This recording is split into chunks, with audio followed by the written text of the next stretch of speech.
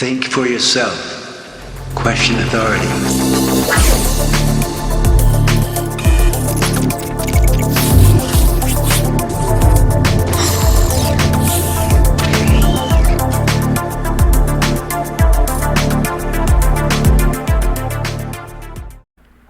What's up everybody, welcome back.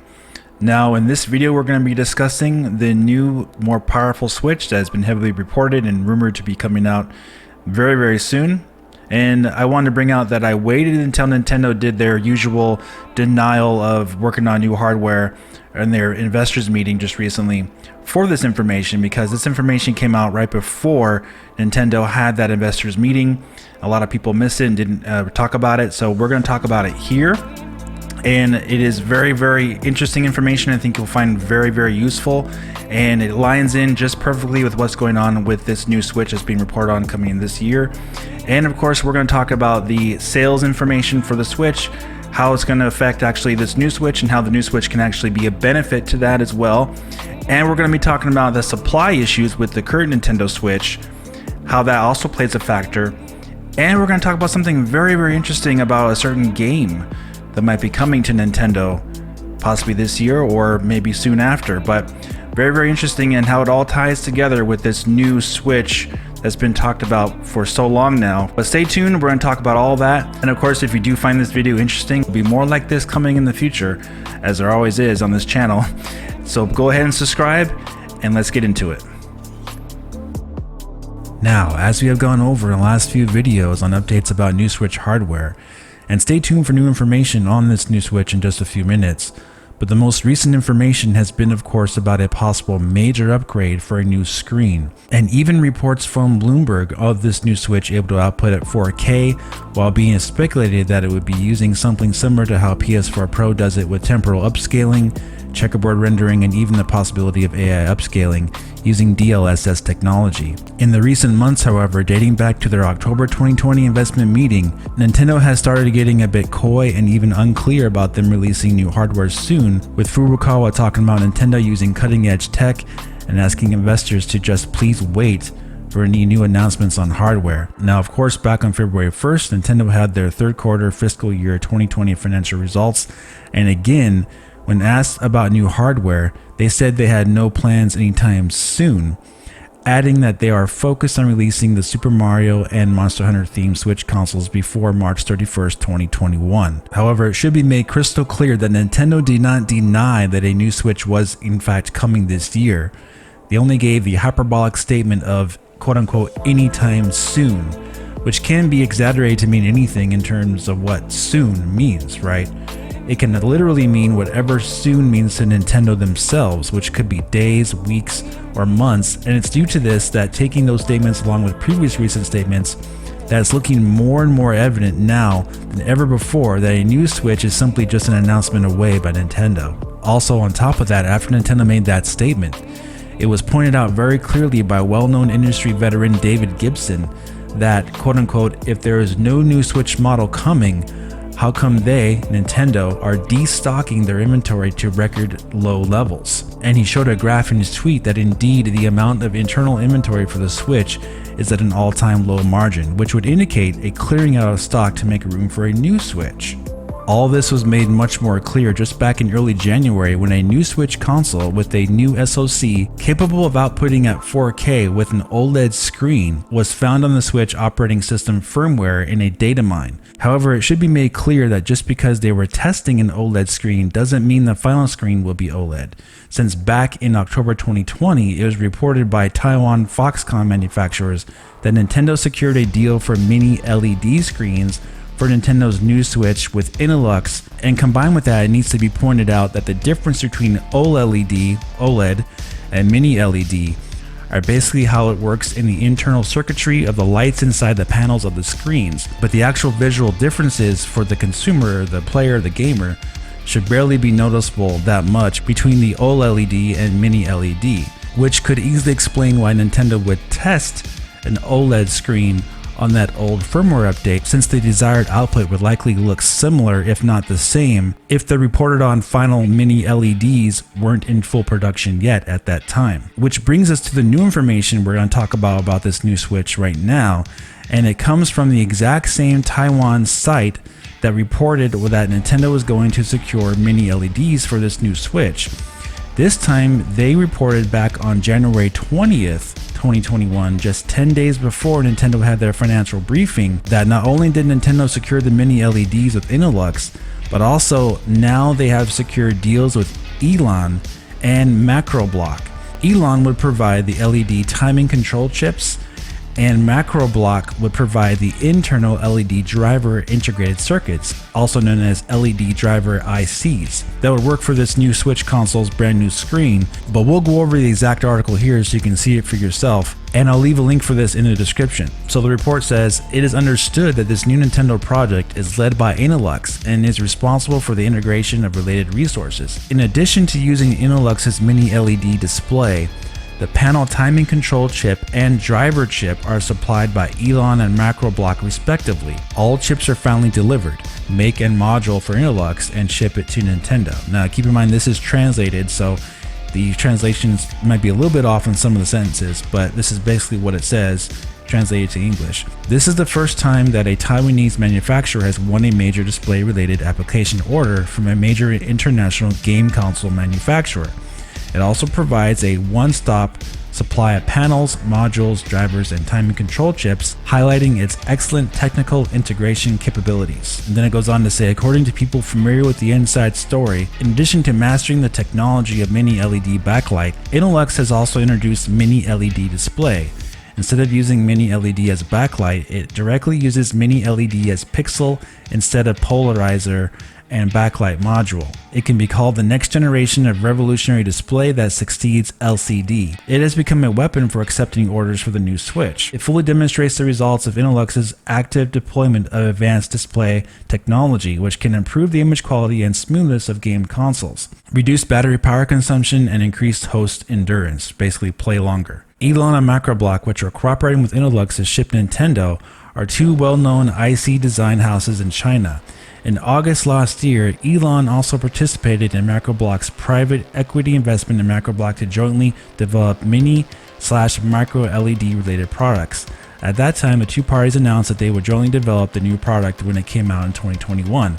And now it is also entering the harvest, basically the production phase, right? So from this report, they are saying that this new Switch is in fact coming this year. The parts manufacturing for the screen have a multi-tier deal between Innolux, Elon, and Macroblock, 3 different companies to make up all the internal and external parts of what it seems to be an LED screen for this new Switch console. So that is some very interesting info to think about, and of course we'll be keeping an eye close on this moving forward. Now, while the sales of the Switch have remained strong, NPD reports indicated that sales were flat this past holiday for the Switch and Nintendo, even though the Switch family of systems, the Switch Lite and Switch OG, hit 80 million shipped/sold in less than 4 years. At this point, a new Switch console does in fact make a lot of business sense for sales overlap as we head into the next generation with an even bigger push by Sony and Microsoft in 2021. And I realize some have argued that Nintendo doesn't need a new Switch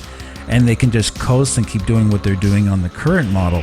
But if you look at what Sony did with the PS4 and PS4 Pro, releasing the PS4 Pro was a huge win for them because it allowed them to take all kinds of liberties with selling the PS4 Slim or PS4 regular models for various discounts and sales at far less than the retail price on many occasions, even in some cases $100 off the retail price, while the PS4 Pro stayed basically at $399 for quite a while, making up the difference. Now, if you remember what Nintendo did with the DS and Wii, they sold 255 million consoles between the both of them combined after an 8-year run from 2004 when the DS came out to 2012 when the Wii was replaced by the Wii U. And in just under 4 years, the Switch and Switch Lite have sold 80 million consoles, which is great.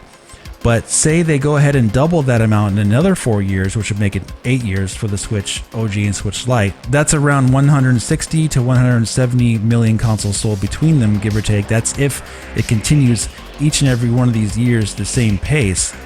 And that would still be almost 100 million consoles less sold from the DS and the Wii for the same amount of time, with the Switch and Switch Lite being all that Nintendo has right now. So when you look at it that way, introducing a new, more powerful Switch makes a lot of business sense for Nintendo, and it could push them to numbers reaching the DS and Wii era pretty easily. So you have to look at the broad picture of what Nintendo has the opportunity to accomplish instead of thinking Nintendo can just coast from now on because they are doing really good with the Switch and Switch Lite. But remember, that's the attitude they got with the Wii and even the DS to an extent, since the 3DS in many ways wasn't really much of a difference from the DS besides horsepower. And of course the Wii U was a total wrong move they pushed after letting the Wii fizzle out and lose its popularity. So for Switch, Nintendo has to keep pushing the momentum and hot streak of big sales and not take the chance of having another Wii to Wii U transition of basically a dead period of no games and no console sales due to them not being prepared adequately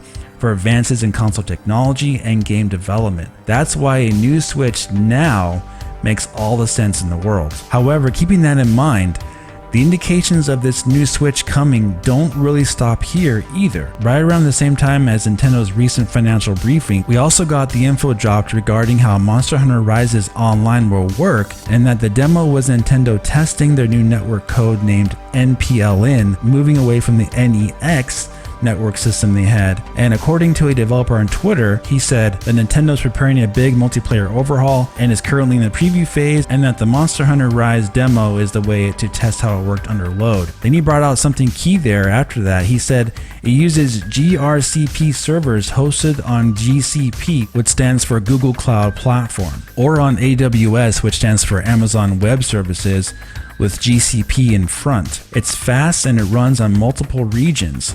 Looking forward to see the results of this effort. It's probably going to make the Switch's multiplayer much better than today's if it includes relay servers. So very interesting, right? Looks like the online is getting a huge upgrade. So when you think about it though, why would Nintendo just right now, nearly 4 years after the Switch launched, upgrade the online network this substantially? The Switch is already at 80 million sold, and Nintendo had to have known by 2018 at least that the Switch was a big success, right? So what was the delay all about to upgrade the online network, and why wait this long? Well, here we have these extremely strong indications of new hardware coming, right? And this new online is about to be introduced at the same time, around the same time at least. And if you look at how Nintendo has operated for previous new console introductions, they have usually debuted new online upgrades, well, at least from DS to Wii to 3DS to Wii U. Some would argue, of course, that the current Switch Online is actually a downgrade from Wii U. But that just goes to show that this entire thing has been so long in coming for some kind of real online network. Perhaps the goal for Nintendo simply may have been just to bide time until this new Switch is going to launch to fully transfer over to the true online network for Switch, and for this new Switch to continue that. It's just a logical assumption when you think about the timing of all these things right now. However, what about games for 2021 coming to Switch and for this reported new Switch? Besides, of course, for Monster Hunter Rise, which is taking advantage of the substantial upgrade for Nintendo's online, what other games would fit right in line for an upgrade like this in 2021 that perhaps haven't been on Switch or Nintendo in general for a very long time, and would of course be perfect timing to come out now for this new Switch, especially the massive player base kind of multiplayer games? Well, Call of Duty Warzone is one big game that would make the most logical sense to debut on this new Switch this year, and the online upgrade certainly would make the experience likely to be just as good as it would be on PS5 or Xbox Series X in terms of stability. However, the biggest game, one that has seemingly got forgotten about, that has what I think an almost no-brainer, extremely big chance of hitting both this new Switch and the current Switch this year, is quite possibly the previously heavy rumored Grand Theft Auto 5, along with Grand Theft Auto Online, all in one big release. Now, if you go back and look at all the rumors from 2017 and 2018, remember back in late 2017, the same person that rumored correctly that LA Noire was coming to Switch also hinted heavily that GTA 5 was going to come next, not long after that. And then again in 2018, GTA 5 was rumored multiple times throughout the beginning of the year all the way to the midpoint of that year in 2018. And then for some reason, those rumors of GTA 5 coming to the Switch simply vanished and stopped. But then during the later part of 2018, the Wall Street Journal made its first report of a new Switch being in development, with Nintendo looking into new screen technology, which was also around the same time where we found right here on this channel that Nintendo was in fact developing a new Switch that seemed like it could be ready as soon as 2019 or 2020. And then from that time forward, things skyrocketed with all kinds of reports from the Wall Street Journal, Nikkei, Digitimes, and then Bloomberg of new Switch hardware coming all throughout those years until finally in 2020, the pandemic hit everyone badly and production of all chips and consoles for all companies got seriously affected, causing all kinds of delays, which we are still seeing to this day extremely badly for PS5, Xbox Series X, and these new RTX NVIDIA graphics cards and AMD graphics cards. And while Nintendo said they had no plans to release a new Switch in 2020 at the beginning of the year, they still indicated in their reports, in the fine print of their reports, if you remember, that the stance on that and other things announced to investors could change depending on market conditions. And there were multiple reports that same year before they reported that they were lined up for production for a new Switch in 2020, even naming the physical makeup of the device. From Foxconn Productions, reports from Digitimes, and other known insiders who had knowledge of the device as well were talking about it during that time in conjunction with those reports. So whatever hardware plans that Nintendo may have had for 2020, if needed, which could have meant sales being affected by PlayStation 5's launch, which is why they made that statement, Nintendo's plans likely were shot in the foot for whatever plans they were. As soon as the pandemic hit in the early part of 2020, we had nothing but silence from Nintendo until the end of the year almost, when they released just a few games with no first-party Nintendo game for holiday, just that spin-off of Hyrule Warriors by Koei Tecmo, and of course the Wii U port to start 2021 of Super Mario 3D World. Which now takes us back to new games for 2021 this year, or ports that should be on Nintendo a long time ago, with what I was mentioning with Grand Theft Auto 5. You have to admit that thinking back on all that info and rumors in 2017 and 2018, it sure almost seemed like that GTA 5 was nearly confirmed to be coming to the Switch, and that it was being planned, and then all of a sudden, it magically disappeared. And the talk and rumors just vanished into thin air. You know, I'm sure how things are planned to initially take place can and will change over time, but the time for all these things to finally be confirmed and move forward is really starting to look like it's happening. So to everyone watching, be sure to keep your eyes on what happens next in the coming months.